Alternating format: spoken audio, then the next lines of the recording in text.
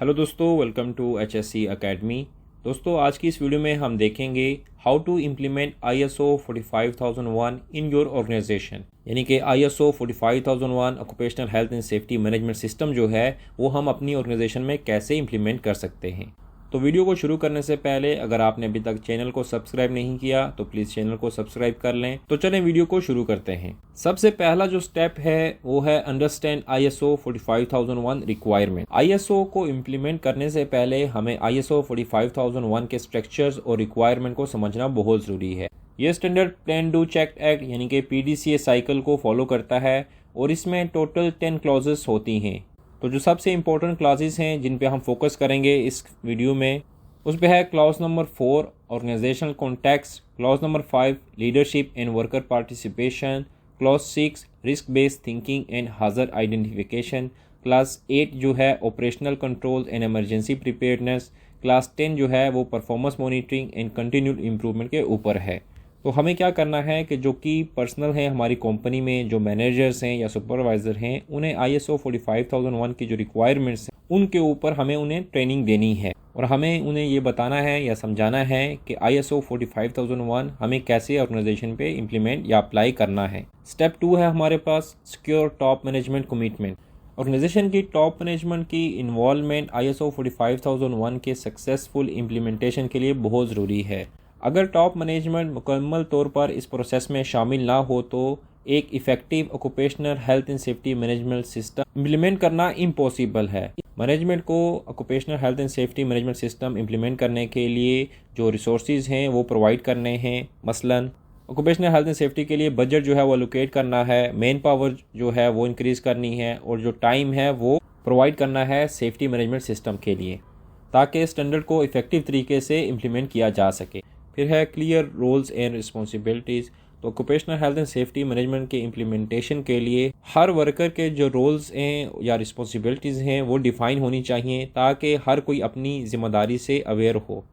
फिर occupational health and safety और OHS की पॉलिसी को डिफ़ाइन करें। ऑर्गेनाइजेशन को चाहिए कि वो ऐसी पॉलिसी बनाएं जो ऑर्गेनाइजेशन के जो बिज़नेस ऑब्जेक्टिव्स हैं वो उसके मुताबिक हो और जो सेफ्टी के स्टैंडर्ड हैं वो भी कंटिन्यू रहें। तो इसके लिए आपने क्या एक्शन लेना है कि मैनेजमेंट से आपने एक मीटिंग कंडक्ट करनी है जिसमें ISO 45001 के इम्प्लीमेंटेशन के जो प्लानिंग है और एक्सपेक्टेशन है उस पर डिस्कशन करें। तो इस मीटिंग में आपने जो OHS मैनेजमेंट सिस्टम के ऑब्जेक्टिव्स हैं वो डिस्कस करने हैं, जो आपको रिक्वायर्ड रिसोर्सेज हैं उस पर डिस्कशन करनी है और मैनेजमेंट की जो कमिटमेंट है उस पर भी आपने डिस्कशन करनी है। स्टेप 3 है कंडक्ट अ गैप एनालिसिस।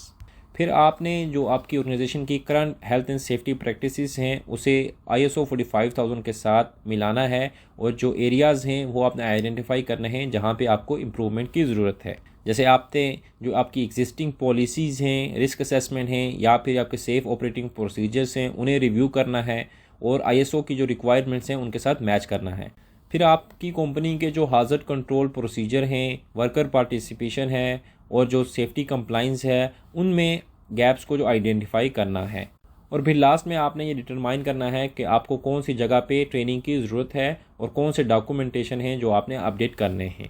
तो इसके लिए आपने क्या एक्शन लेना है कि आपने एक गैप एनालिसिस रिपोर्ट तैयार करनी है जिसमें जो आपके मिसिंग एलिमेंट हैं जो ISO 45000 रिक्वायरमेंट के साथ मिसिंग हो रहे हैं वो आपने लिखनी है और साथ में क्या करेक्टिव एक्शन आप ले रहे हो वो आपने इस गैप एनालिसिस रिपोर्ट में मेंशन करने हैं।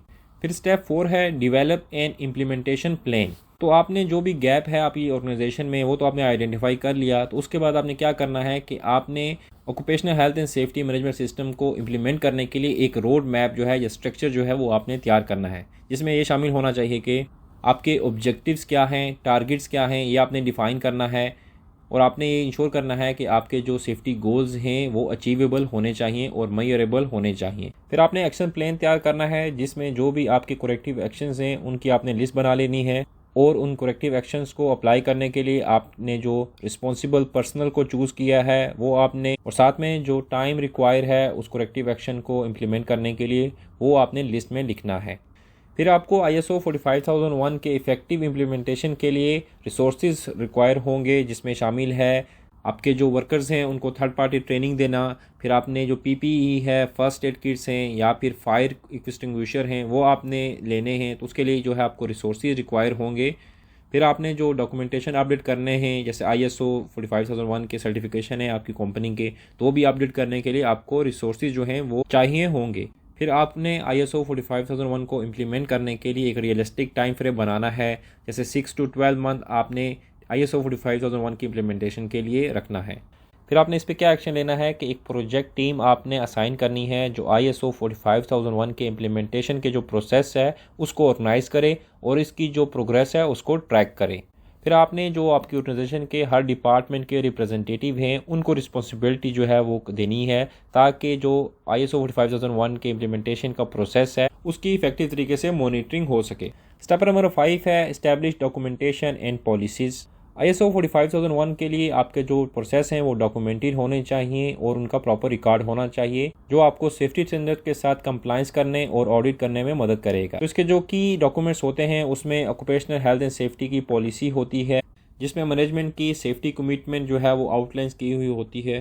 फिर जो दूसरा डॉक्यूमेंट्स होते हैं वो रिस्क असेसमेंट और हाजर आइडेंटिफिकेशन के डॉक्यूमेंट्स होते हैं जो आपने मेंटेन करने हैं।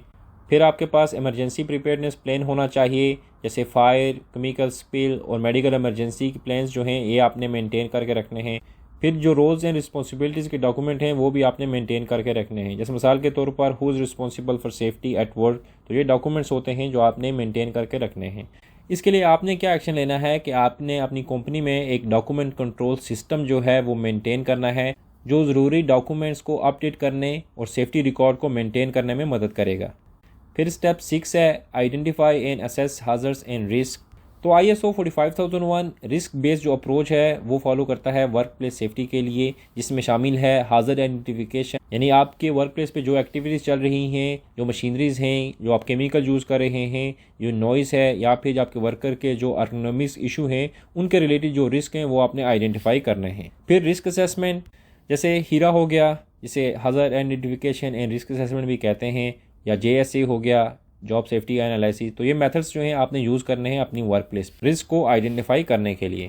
फिर रिस्क कंट्रोल मेजर्स, तो जब आप रिस्क असेसमेंट की मदद से रिस्क को आइडेंटिफाई कर लेते हैं तो फिर आपने हिरार्की ऑफ कंट्रोल अप्लाई करना है, यानी एलिमिनेशन, सब्स्टिट्यूशन, इंजीनियरिंग कंट्रोल और PPE, रिस्क को एलिमिनेट करने या फिर रिड्यूस करने के लिए। तो इस पर आपने एक्शन क्या लेना है, आपने एक work place safety audit conduct करना है और फिर ऑडिट्स में जो फाइंडिंग आप करते हैं उस पर आपने कंट्रोल मेजर्स इंप्लीमेंट करने हैं। स्टेप 7 है इम्प्लीमेंट ऑपरेशनल कंट्रोल्स।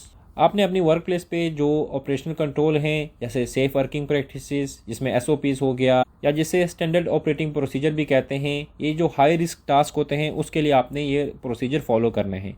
फिर परमिट टू वर्क जो सिस्टम है वो आपने अपनी ऑर्गेनाइजेशन पे डेवलप करना है।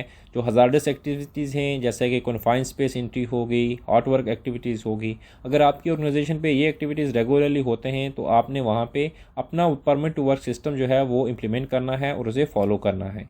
फिर इंसिडेंट रिपोर्टिंग एंड इन्वेस्टिगेशन, तो आपने अपनी ऑर्गेनाइजेशन में जो रिपोर्टिंग प्रोसीजर हैं वो आपने एक स्ट्रक्चर वे से बनाने हैं, ताकि जो वर्कर्स हैं वो इजी तरीके से और बगैर किसी डर से रिपोर्टिंग कर सकें। तो इसके लिए आपने एक्शन क्या लेना है कि अगर आप अपनी वर्क प्लेस पे नए स्टैंडर्ड ऑपरेटिंग प्रोसीजर या permit to work system implement कर रहे हैं तो उसके लिए आपने अपने एम्प्लॉयज़ को ट्रेन करना है और जो प्रोसेस हैं या स्टैंडर्ड ऑपरेटिंग प्रोसीजर हैं या परमिट टू वर्क सिस्टम है इनकी डॉक्यूमेंटेशन करनी है।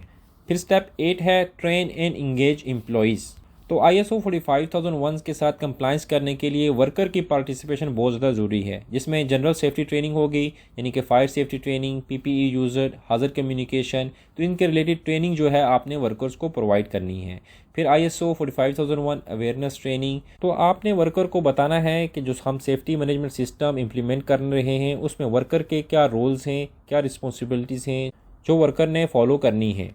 फिर इमरजेंसी रिस्पांस ट्रेनिंग, यानी fire drills, first aid, evacuation procedure, तो ये जो इमरजेंसी रिस्पांस की प्रोसीजर्स हैं ये जब आप अपनी ऑर्गेनाइजेशन पे डेवलप करते हो, इम्प्लीमेंट करते हो, तो आपने ट्रेनिंग भी ज़रूर देनी है अपने वर्कर्स को, ताकि वो इन ड्रिल्स या फर्स्ट एड प्रोसीजर या इवैक्यूएशन प्रोसीजर जो हैं उनके बारे में उन्हें पता चल सके। तो इसके लिए आपने एक्शन क्या लेना है, आपने आपके वर्क प्लेस पे regular tool box talk conduct करनी है, सेफ्टी मीटिंग्स को कंडक्ट करना है और अवेयरनेस जो कैंपेन्स हैं वो आपने कंडक्ट करनी है, ताकि जो वर्कर्स हैं उनको ISO 45001 की जो रिक्वायरमेंट्स हैं उनके बारे में पता चल सके। फिर नंबर 9 है monitor performance and conduct internal audit.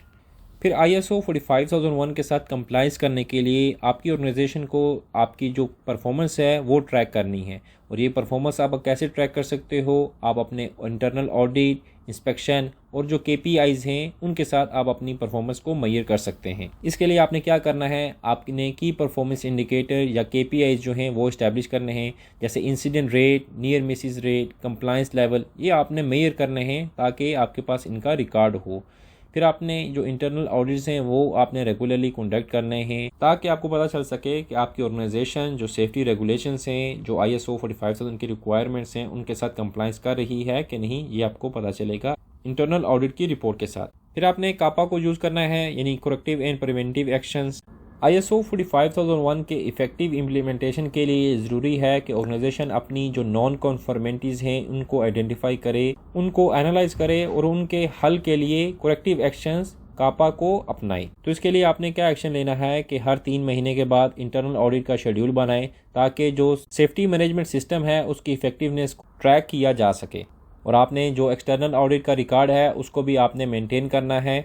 फिर स्टेप 10 है gate certified and ensure continual improvement. ISO 45001 certification हासिल करने से पहले फाइनल स्टेज को मुकम्मल करना बहुत ज़रूरी है ताकि आपकी ऑर्गेनाइजेशन मुकम्मल तौर पर स्टैंडर्ड के मुताबिक हो और अगर ऑर्गेनाइजेशन में कोई भी इनकम्पैटिबिलिटी है तो उसको आइडेंटिफाई किया जा सके और उसे करेक्ट किया जा सके। तो आपने कौन से जो फाइनल स्टेप्स हैं वो लेने हैं ISO 45000 की सर्टिफिकेशन हासिल करने से पहले? आपने एक टॉप मैनेजमेंट रिव्यू को कंडक्ट करना है ताकि ये यकीनी बनाया जा सके कि जो तमाम रिक्वायरमेंट्स थी ISO 45001 की वो पूरी की जा चुकी हैं। तो फाइनल ऑडिट से पहले आप एक मॉक ऑडिट कंडक्ट करें ताकि जो फाइनल स्टेज में किसी भी पॉसिबल फ्लॉ या फिर डेफिशिएंसी अगर कोई है तो उसको प्रिवेंट किया जा सके। फिर इसके बाद आपने जो सर्टिफिकेशन बॉडी हैं जो सर्टिफिकेट देती हैं ISO 45001 का, जैसे BSI, RRQA, TUV, तो इनसे आपने कॉन्टैक्ट करना है एक्सटर्नल ऑडिट के लिए। तो फिर अगर आपकी ऑर्गेनाइजेशन को ISO 45001 का सर्टिफिकेशन मिल जाता है तो उसके बाद आपने जो सिस्टम है occupational health and safety system उसको कंटिन्यू करना है और इम्प्रूव करना है, जिसके लिए आपने annual audit and review system है वो इम्प्लीमेंट करना है ताकि जो occupational health and safety management system है उसकी इफेक्टिवनेस को बरकरार रखा जा सके। और जो सेफ्टी पॉलिसीज हैं उसको अपडेट करना है ताकि जो एक्सीडेंट और इंसिडेंट हैं उनसे सीख कर इम्प्रूवमेंट लाई जा सके। और ऑर्गेनाइजेशन की कंटिन्यूअल इम्प्रूवमेंट के लिए वर्कर को इंक्लूड करें ताकि हर स्टेज पर सेफ्टी कल्चर को प्रमोट किया जा सके। तो दोस्तों, उम्मीद करता हूँ आज की इस वीडियो की मदद से आपको पता चल गया होगा कि आपने ISO 45001 को कैसे अपनी ऑर्गेनाइजेशन पे इम्प्लीमेंट करना है। तो मिलते हैं अगली वीडियो में एक नए टॉपिक के साथ। तब तक के लिए आप अपना ख्याल रखें। Good bye.